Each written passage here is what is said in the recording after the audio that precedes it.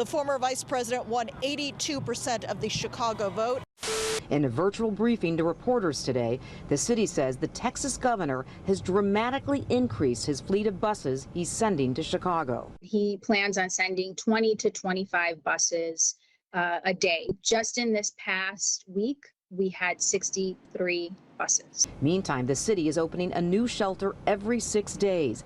But Pacione Zaya says it's not nearly enough, and the city needs more help from its own. We've also received quite a bit of pushback.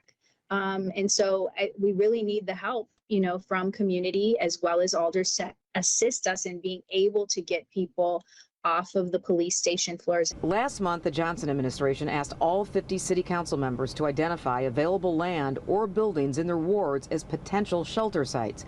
Pacione Zaya says only 25% of the alders have offered anything. Already this week, 41 buses have rolled into Chicago, and that means there are now 11,000 migrants living in shelters. 4,000 are still sleeping on police station floors and staying at the airport. Now, this is really startling. 30% of migrants here in Chicago are children.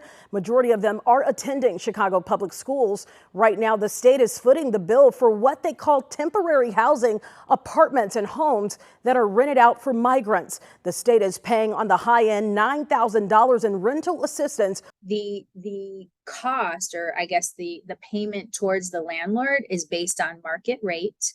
It's based on the configuration of the apartment, how many rooms, where it's located, all of those things. And so it kind of varies from place to place.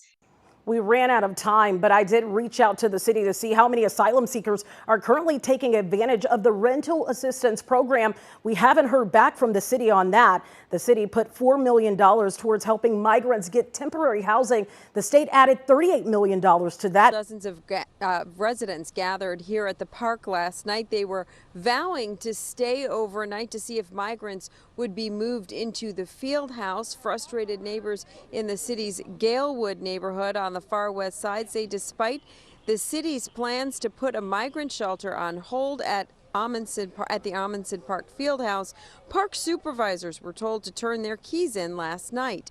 They also say youth athletes were asked to leave mid-practice.